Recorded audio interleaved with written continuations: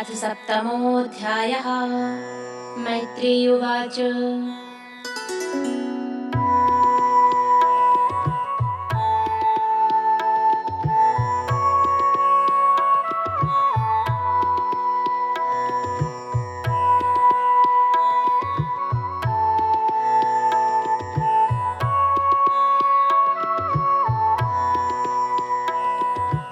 इत्यजेनानुनीतेन भवेन परितुष्यता अभ्यधायि महाबाहो रहस्य श्रूयतामिति।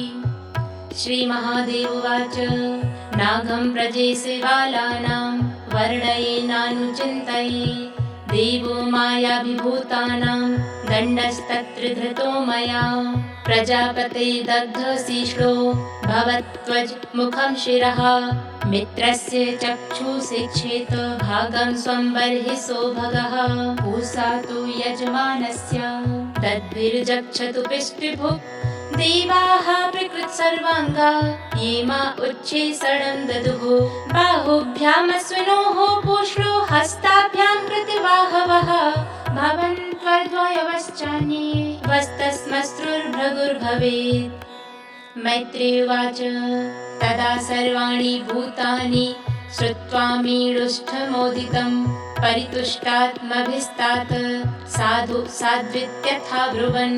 ततो मीढवान् समामन्त्र्य सुनासीराः सहस्रभिः भूयस्तद्देव यजनं समीढवद्वेधसो ययुः।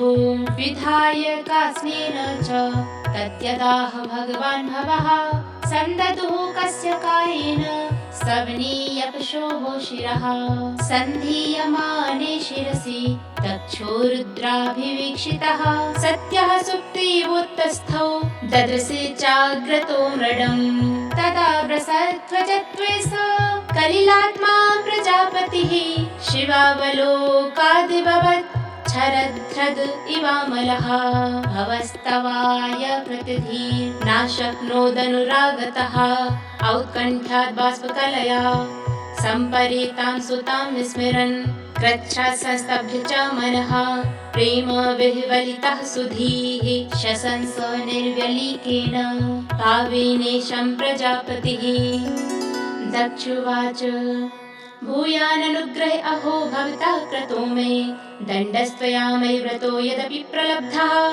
नाव्रह्म बन्धुषु च वां भगवन्नवज्ञा तुभ्यं हरिश्चिकुत एव धृतव्रतेषु। विद्यातपोव्रतधरान् मुक्ता स्म विप्रान् ब्रह्मात्मतत्त्वमवितुं प्रथमं त्वमस्रात्।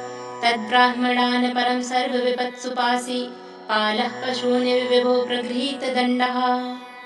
योऽसौ मया विदिततत्त्वदृशा सभायां चित्तो दुरुक्तिविशिखैरगण्यतन्माम्।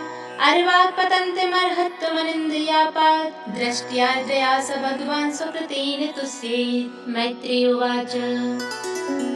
क्षमाप्यैवं समीढवांसं ब्रह्मणा चानुमन्त्रितः कर्म सन्तानयामास सोपाध्यायर्त्वगादिभिः।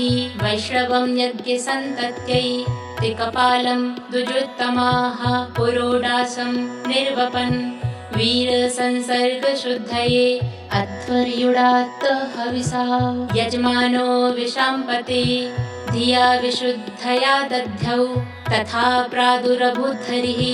तदा स्वप्रभया तेषां द्योतयन्त्या दिशो दश मुष्णस्तेजे उपानीतस्ताच्छीणस्तोत्रवाजिना। श्यामो हिरण्यरसनोर्गकिरीटजुष्टो नीलालकभ्रमरमण्डितकुण्डलास्यः।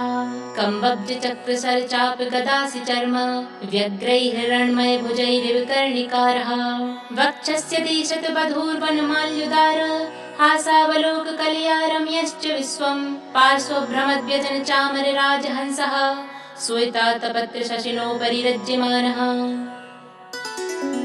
तमुपागतमालक्ष्य सर्वे सुरगणादयः प्रणेमुः सहसोत्थाय ब्रह्मन्द्रित्रक्षेनायिकाः। तत्तेजसा हतिरुचः सन्ने जिह्वाः ससाध्वसाः मूर्ध्ना धृताञ्जलिपुटा उपतस्थो रदोक्षजम्। अप्यर्वावृत्तयो यस्य महित्वात्मा भुवादयः यथामति गृह्णन्ति स्म कृतानुग्रहविग्रहम्।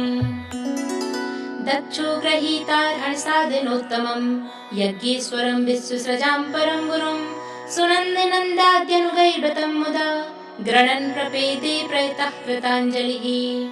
दक्षुवाच शुद्धं सुधाम्युपरताखिलबुद्ध्यवस्थं चिन्मात्रमेकमभयं प्रतिसिद्धिमायां तिष्ठंस्तयैव पुरुषत्वमपेत्य तस्या मास्ते भवान् परिशुद्ध इवात्मतन्त्रः।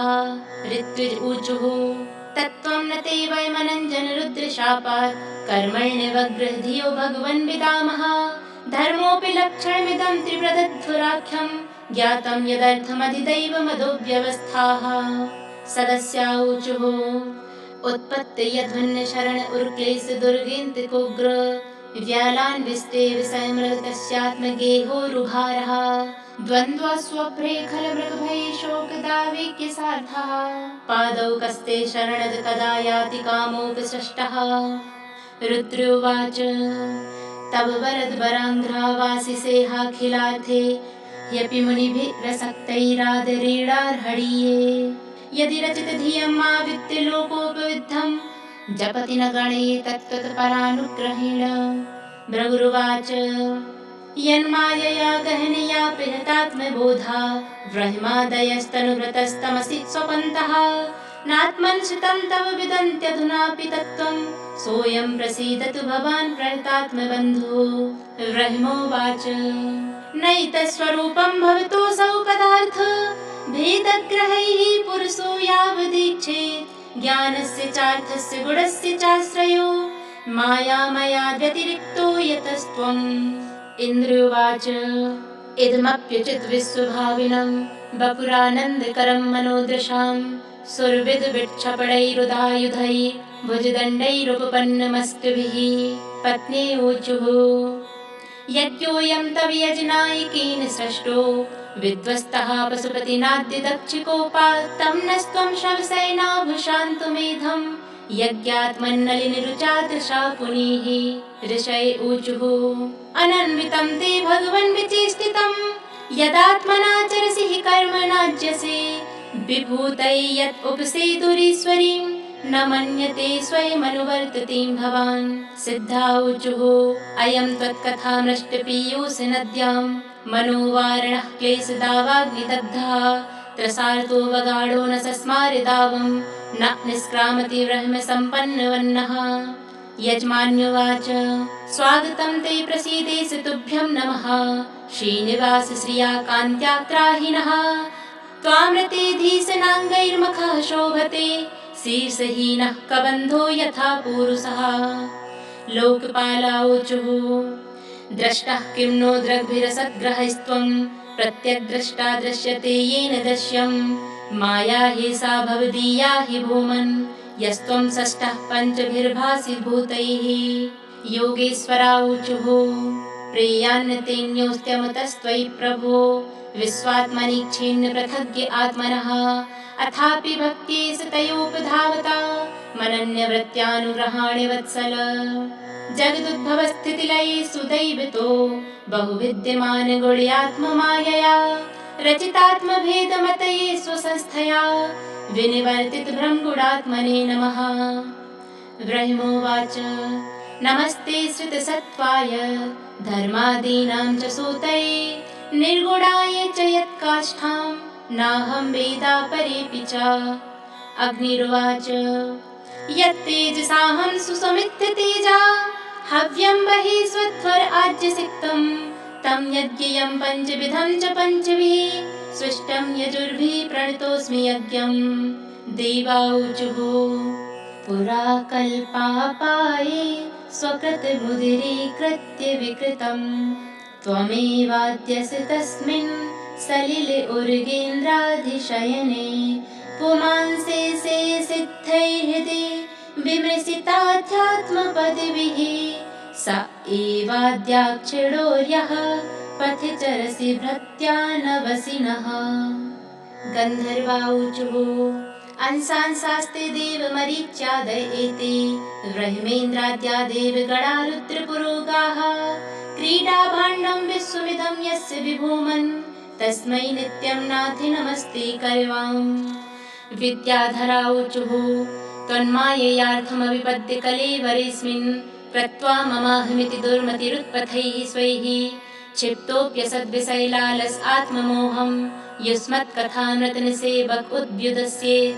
ब्राह्मणाऊचुः त्वं प्रतिस्त्वं हविस्त्वं हुतासः स्वयं त्वं हि मन्त्रः समिद्धर्भपात्राणि च त्वं सदस्यर्त्वजो दम्पति देवता अग्निहोत्रं स्वधा सोम आज्यं पशुः त्वं पुरागाम्रसाया महासूकरो दष्ट्या पद्मिनीमिम्बारिणेन्द्रो यथा स्तूयमानो नदल्लीलया योगिभिर्युज्यहर्थत्रयी गात्रयज्ञक्रतुः स प्रसीद त्वमस्माकमाकाङ्क्षतां दर्शनं ते परिभ्रष्टसत्कर्मणां कीर्त्यमानेन नभिर्नाम्नि यज्ञे सते यज्ञविघ्नाः क्षयं यान्ति तस्मै नमः।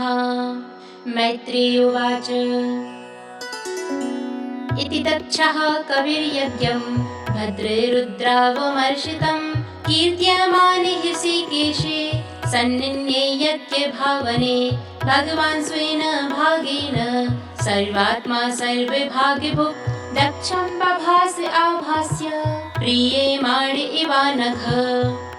श्रीभगवानुवाच अहं ब्रह्मा च सर्वश्च जगतः कारणं परम् आत्मेश्वर उपद्रष्टा स्वयं दृग्विशेषणः आत्ममायां समाविश्य सोऽहं गुणमयीं द्विज सृजन् रक्षन् हरन् विश्वं दध्रे संज्ञां क्रियोचितां तस्मिन् ब्रह्मणि द्वितीये केवले परमात्मनि ब्रह्मे रुद्रौ च भूतानि भेदेनाज्ञोऽनुपश्यति यथा पुमान् स्वाङ्गेषु शिरः पाण्यादिषु क्वचित् पारक्य बुद्धिं कुरुते एवं भूतेषु मत्परः त्रयाणामेकभावानां यो न पश्यति वैभिदां सर्वभूतात्मनां ब्रह्मन् स शान्तिमधिगच्छति।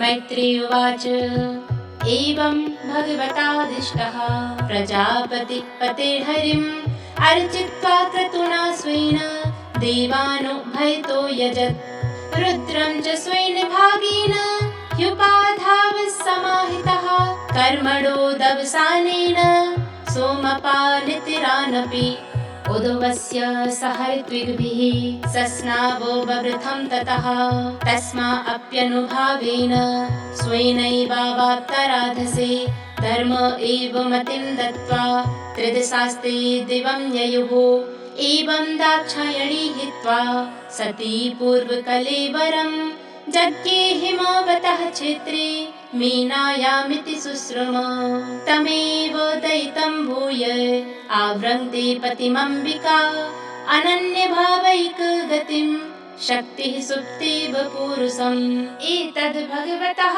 शम्भोः कर्म दक्षाथुरद्रुहः श्रुतं भागवताच्च स्यात् उद्धवान्वे बृहस्पतेः इदं पवित्रं परमेशचेष्टितं यशस्य मायुष्य मगौघमर्षणं यो नित्यदा कर्णे नरोऽनुकीर्तेत् धुनोत्यघं कौरवभक्तिभावतः।